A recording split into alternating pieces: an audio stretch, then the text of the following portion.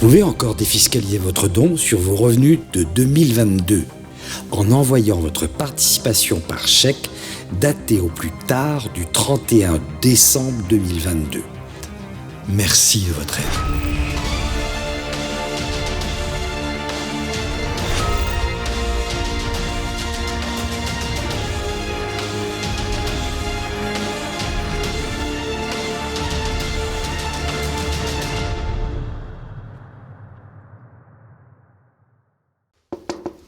Bonne année sur TVL. Joyeux Noël à TV Liberté. Bonne année, heureuse année, sainte année. Bonne année, TV Liberté. Bonne année sur TVL. Tous mes vœux pour l'an 2023. Et bonne année pour la revue Éléments. Bonne année sur TVL. Bonne année sur TVL. Bonne année sur TVL. Bonne année, amis téléspectateurs de TVL. Bonne année sur TVL. Bonne année sur TVL. Bonne année sur TVL. Bonne année sur TVL. Bonne année avec TVL. Bonne année sur TVL. Bonne année sur TVL. Bonne année sur TVL. Une très bonne année à vous tous. Bonne année sur TVL. Bonne année à tous les téléspectateurs de TVL.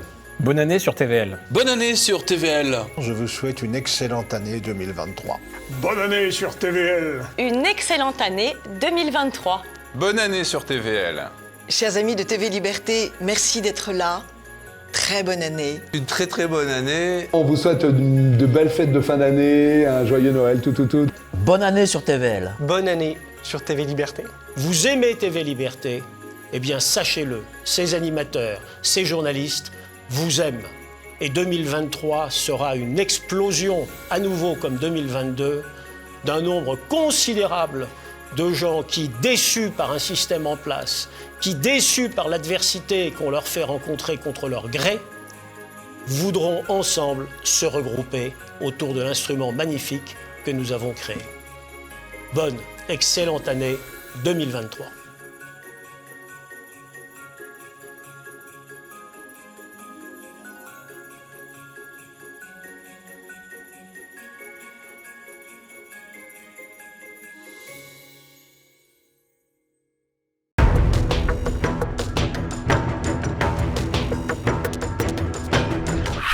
Bonjour à tous et bienvenue dans notre Zoom aujourd'hui en compagnie de Rémi Tel. Bonjour Rémi Tel. Bonjour. Rémi Tel, essayiste, président fondateur du collectif Peuple Libre. Vous avez déjà publié 3 ouvrages, tous sur la boutique officielle de TV Liberté. Le dernier, vous en aviez parlé avec ma collègue Élise Blaise, La chute de Prométhée.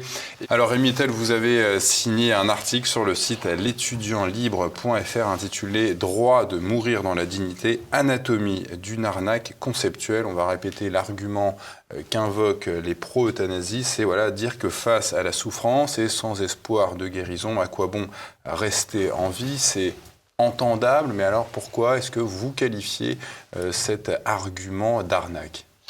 Je crois que c'est un paravent, cette question de la dignité. On va acter d'une rupture anthropologique pour des motifs économiques, on aura sans doute l'occasion d'en reparler, et en vendant ça à l'opinion par le prisme justement des droits individuels. Mais le discours sur la dignité, c'est un discours de bien portant. C'est-à-dire que quand on est en fin de vie, en souffrance, on ne se demande pas est-ce que je suis digne ou est-ce que je suis indigne, mais est-ce que ma souffrance peut être soulagée? La réponse qu'offre la science aujourd'hui, c'est oui. Et sur la question de la liberté, une autre arnaque.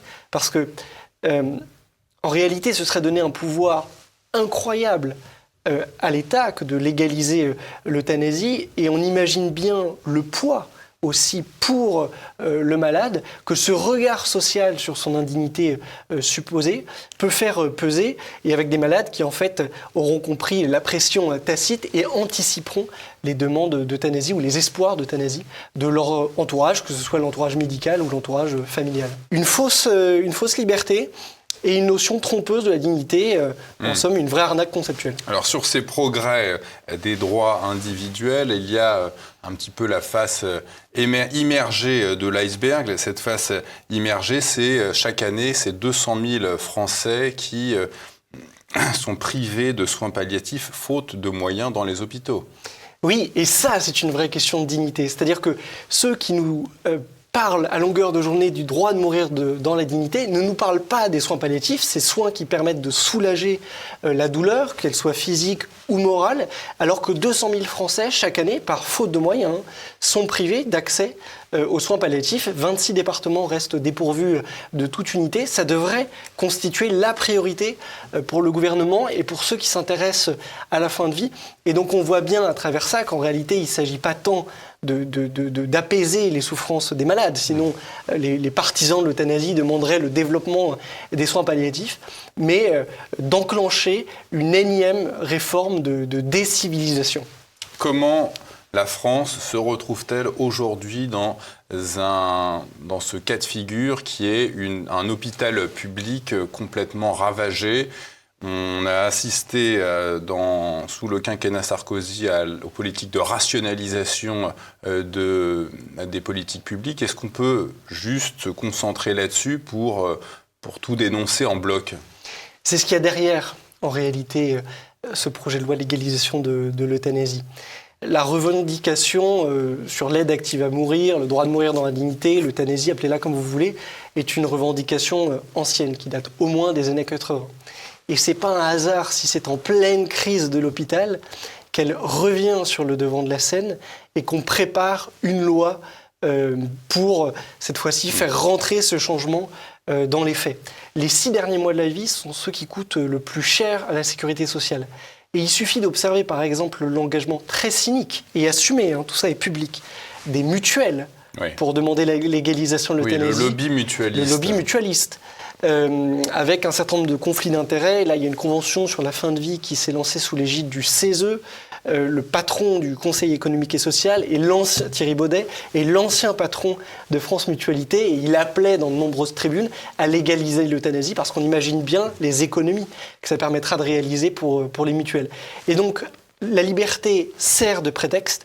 Le vrai motif de cette volonté-là de légaliser l'euthanasie en France dans les tout prochains mois, c'est un motif budgétaire. On propose l'euthanasie comme solution aux Français parce qu'on ne veut pas donner les moyens de prendre en charge la fin de vie. Comment vous avez vu le lobby mutualiste s'y prendre aussi pour justement encourager à la légalisation de cette euthanasie ? Alors il y a des tribunes qui sont publiées dans les journaux depuis de nombreux mois, mais il suffit de regarder Twitter. Là, pas plus tard qu'hier, une vice-présidente du Sénat, dont je tairai le nom, mais révélait qu'elle sortait d'une réunion avec un grand groupe de mutuelles sur ce sujet de la fin de vie et que ça l'avait poussée à reconsidérer sa position concernant l'aide active à mourir. Donc ils mettent beaucoup de moyens. Évidemment, on peut penser qu'il y a des subventions à un certain nombre d'associations, de gens qui font pression dans le débat public pour la légalisation de l'euthanasie. Et c'est quand même un vrai problème de société que des acteurs privés puissent pousser à ce point en direction d'un changement anthropologique, encore une fois, à des seules fins économiques. Que disent les pro-euthanasie pour faire comprendre aux masses que la souffrance physique est indigne ? Alors, ils nous ont enfermés dans un faux choix. Rappelez, pendant la pandémie, on disait c'est le vaccin ou le confinement. Et bien là, c'est l'agonie ou l'euthanasie. C'est-à-dire que comme beaucoup de Français, et ça c'est une réalité terrible, meurent dans d'atroces souffrances parce qu'il n'y a pas de prise en charge, à défaut de moyens, on leur dit, vous voyez, tout ça n'est pas acceptable, et donc la solution alternative, c'est l'euthanasie. Il y a déjà une vraie question sur la souffrance. Tout ça, c'est un débat finalement assez actuel. On sait que pendant très longtemps, on a considéré que la souffrance faisait partie un petit peu des fins dernières. Les croyants pensaient que c'était un moyen de se rapprocher du Christ, ou de faire un peu de mener le combat ultime, justement, de sa vie. C'est le rapport à la dignité, quoi. Bien sûr. De l'homme capable d'affronter sa fin, quoi. Exactement. Ce qui était aussi, d'ailleurs, une confiance qu'on lui accorde. De cet homme combattant qui, jusqu'au bout, luttera pour la vie. Toujours est-il que la technique et la loi permettent aujourd'hui de soulager les souffrances, y compris d'ailleurs si ce soulagement, c'est la loi Claes-Leonetti, a pour double effet de précipiter un décès qui, de toute façon, était inéluctable. Et donc, toute personne intéressée sincèrement par le confort des malades en fin de vie, ne peut pas plaider en faveur de la légalisation de l'euthanasie, mais plutôt de l'universalisation de l'accès aux soins palliatifs qui aujourd'hui n'est absolument pas garanti. Alors vous l'évoquez tout de suite, je voulais qu'on en parle un peu après, mais allons-y sur cette loi Claes-Leonetti de 2006 sur la sédation profonde et continue. Que dit-elle exactement? Que permet-elle cette loi? Alors cette loi affirme le droit pour tout Français de bénéficier de soins palliatifs. Donc on voit déjà que cette loi n'est absolument pas respectée. Elle interdit l'acharnement thérapeutique.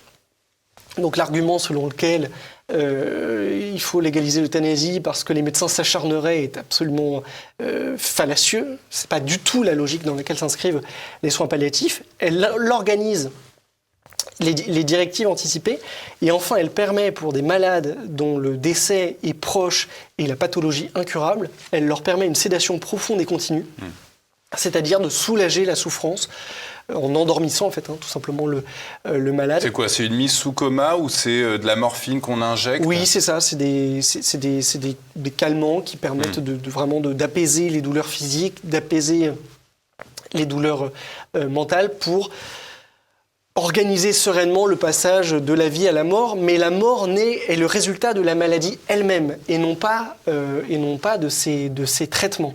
Et donc c'est très différent avec l'euthanasie. Ouais. C'est pas une euthanasie hypocrite. C'est pas du tout la même logique.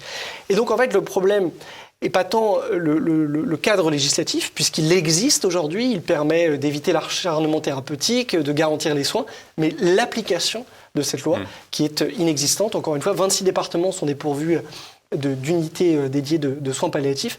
On ne manque pas de loi, mais on manque de moyens aujourd'hui sur la fin de vie. Alors revenons sur cette souffrance physique. Cette souffrance, elle peut aussi être morale, elle peut être économique. Donc est-ce qu'on ne pourrait pas imaginer qu'une fois être engagé dans ce processus de l'euthanasie, on puisse aller vers une euthanasie pour raison morale, pour les dépressifs, pour raison économique, pour les chômeurs? Il y en a certains qui les qualifient des inutiles. Mais bien sûr, et c'est la société qui se dessine, et on n'est pas là simplement dans un fantasme complotiste. Regardons ce qui se passe chez nos voisins européens. La Belgique, après avoir légalisé l'euthanasie pour des raisons très encadrées, a levé au fur et à mesure les barrières. Aujourd'hui, tout le monde peut accéder à l'euthanasie. J'en veux pour preuve que sur la commission de contrôle, 27 000 dossiers ont été déposés en 10 ans.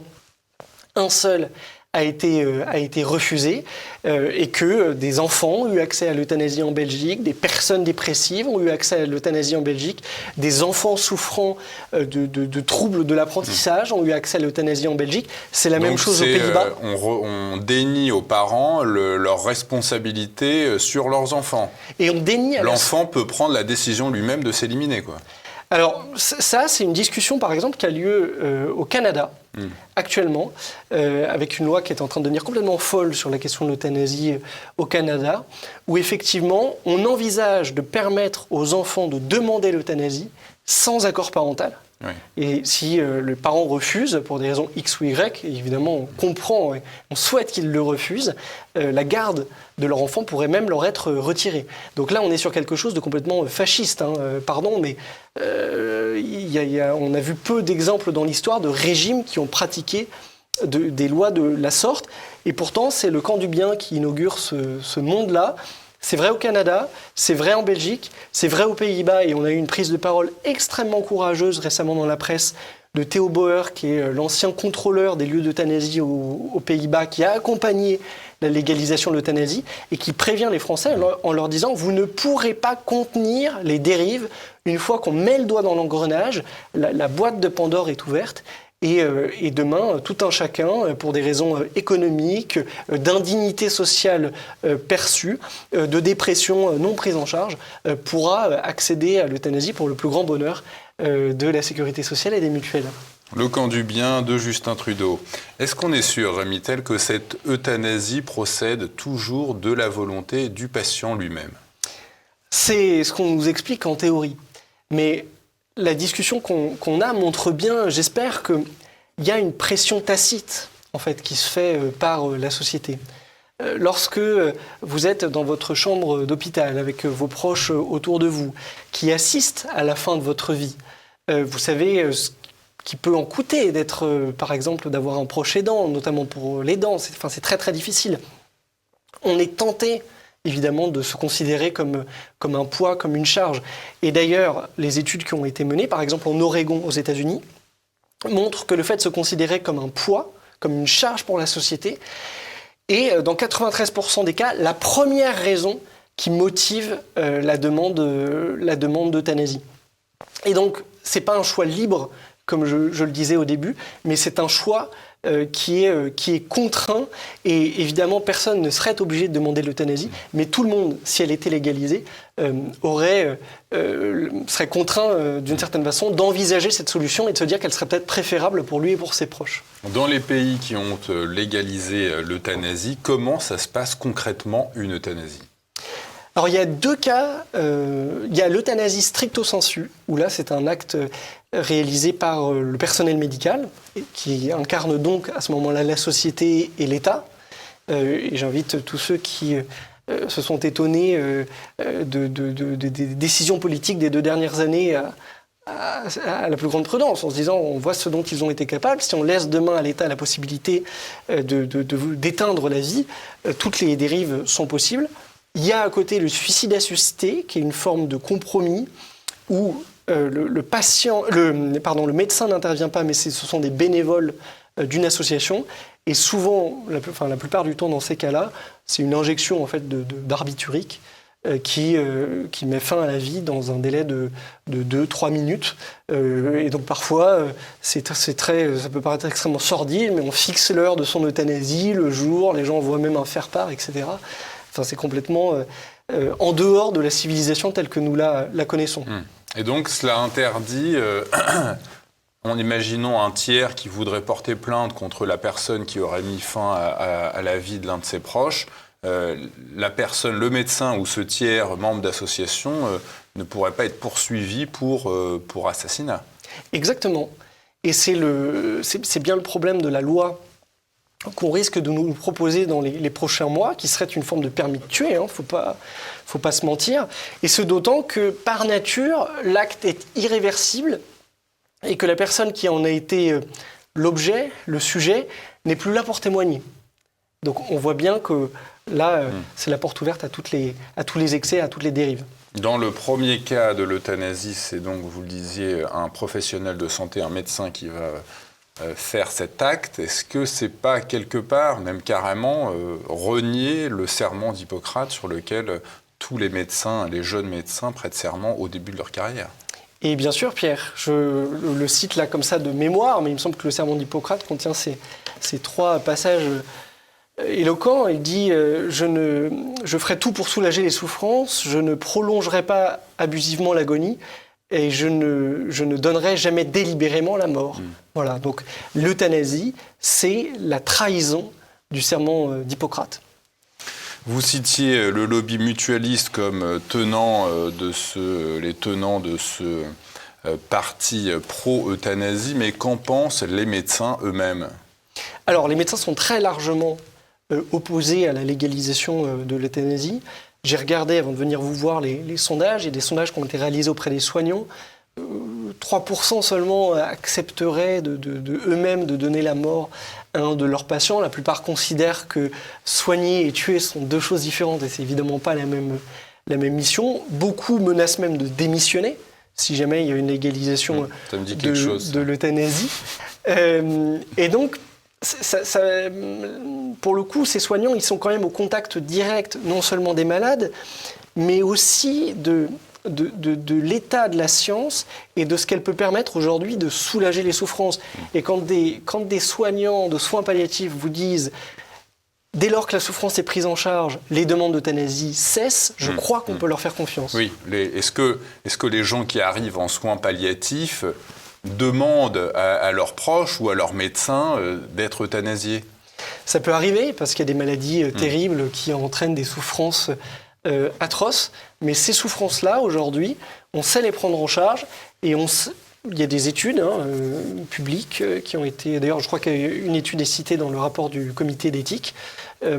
Quand les souffrances sont prises en charge, on n'a plus que 0,3% des demandes initiales qui sont réitérées. C'est-à-dire que 99,7% des demandes d'euthanasie préexistantes disparaissent une fois que la souffrance est prise en charge. Qu'est-ce que cela révèle de notre société ?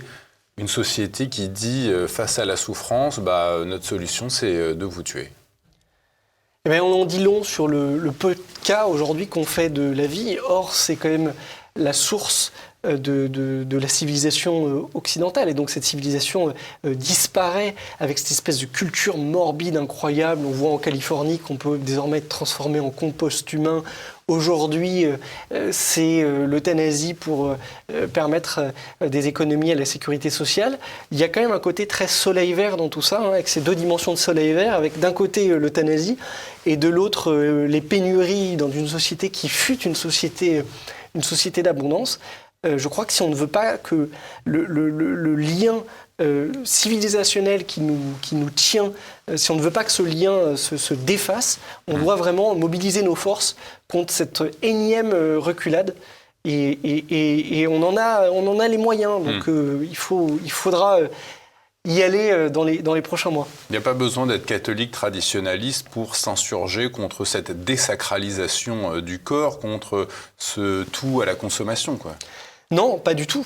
Et moi, je suis croyant, mais volontairement dans mes prises de position contre l'euthanasie, je n'invoque pas l'argument religieux, puisque je pense qu'il n'y a pas besoin d'être croyant pour attacher de l'importance à la vie et justement à la fin de vie dans des conditions respectées, respectables. Donc s'il faut être croyant pour considérer que le meurtre est un problème, c'est quand même un vrai sujet. C'est quoi les dérives auxquelles on peut s'attendre si l'euthanasie était légalisée ? On a évoqué tout à l'heure le fait d'être dans une souffrance morale ou économique, mais après ça, c'est quoi la marche d'après ? Il y a la question des enfants, quand même. Il y a la question des enfants, et à nouveau, on n'est pas là dans une construction fantasmatique, mais bien dans le concret de l'euthanasie, quand elle a été légalisée, que ce soit dans des pays d'Europe ou ailleurs, et du pouvoir en fait infini que l'État va prendre sur nos vies. Et c'est tout le paradoxe en fait, et aussi l'arnaque justement de cette notion de mourir dans la dignité, c'est que ces gens-là vous expliquent que c'est une loi de liberté, alors qu'en fait on n'aura jamais donné autant de pouvoir à l'État sur nos vies si on légalisait l'euthanasie. Et alors, c'est vrai que ce rapport au libéralisme, on l'observe, puisque vous disiez c'est en Belgique, aux Pays-Bas. Rappelez aussi qu'aux Pays-Bas, il y a des prostituées qui sont en vitrine dans la rue et qu'on vend du cannabis à tous les coins de rue. Bien sûr, c'est la transformation... C'est la critique du libéralisme quelque part. C'est vraiment la transformation de l'homme en objet.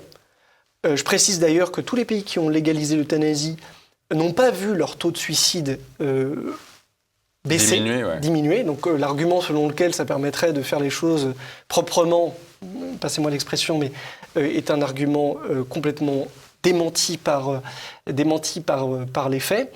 Et oui, on nous présente ça comme du libéralisme, mais c'en est même pas à nouveau, parce que on n'est pas libre en fait quand on demande la mort. Quand on demande la mort, c'est qu'on est dans une telle situation de désespérance que c'est la seule option qu'on voit face à soi. Et c'est le rôle, justement, des soignants, des accompagnateurs de soins palliatifs. Il n'y a pas que des médecins, il y a aussi des psychologues, des gens qui font de l'art-thérapie, etc., que de montrer qu'il reste une possibilité de donner un peu de jour à la vie, même quand cette vie est sur le point de s'achever. Qu'en pense le président Macron de cette légalisation de l'euthanasie ? Vous disiez que ça pourrait intervenir l'année prochaine, 2023. Alors je pense que le président Macron fera ce que les lobbies lui diront de faire, sans doute. Il est d'un naturel très ouvert à la décivilisation. Donc je ne doute pas qu'en son fort intérieur, il soit particulièrement favorable à la légalisation de l'euthanasie. On a bien vu aussi comment l'hôpital public avait été maltraité sous sa présidence, et on sait que c'est une solution en fait, de secours, cette légalisation de l'euthanasie. Donc je crois qu'il y a une volonté très claire de la Macronie d'imposer l'euthanasie aux Français, mais elle reculera s'il y a suffisamment d'anticorps dans notre société pour empêcher que cela n'arrive. Et voilà, vous le savez, moi, je me suis battu sur d'autres sujets, etc. Peut-être pour la première fois, je sens que c'est un combat qui pourrait être gagné parce qu'il dépasse les cercles traditionnels de l'opposition à la Macronie. Et qu'est-ce qu'on en pense au stade, à l'échelon au-dessus, dans la Commission européenne ? Je crois que eux, peut-être d'ailleurs qu'ils l'ont fait d'une autre façon, cette question de l'euthanasie, mais tout ça, c'est le même mouvement. Et d'ailleurs, c'est intéressant parce qu'on nous parle des problématiques démographiques, etc. Donc on dit qu'il faut faire venir de l'immigration de partout pour la démographie européenne. Et puis, au début de la vie, c'est l'avortement pour tous. Et à la fin de la vie, c'est l'euthanasie pour tous. C'est quand même curieux. Et quand on voit l'attachement de ces gens-là aux libertés publiques et qu'ils vous disent qu'ils vont permettre le meurtre au nom des libertés, je crois que ça doit inviter chacun à la plus grande méfiance. J'invite nos téléspectateurs à donc se rendre sur le site l'étudiantlibre.fr, allez lire votre article. Il s'appelle « Droit de mourir dans la dignité, anatomie d'une arnaque conceptuelle ». Et je rappelle que vous êtes aussi l'auteur de cet ouvrage, La chute de Prométhée, sur la boutique officielle de TV Liberté. Merci à vous, Rémy Tell. Merci Pierre.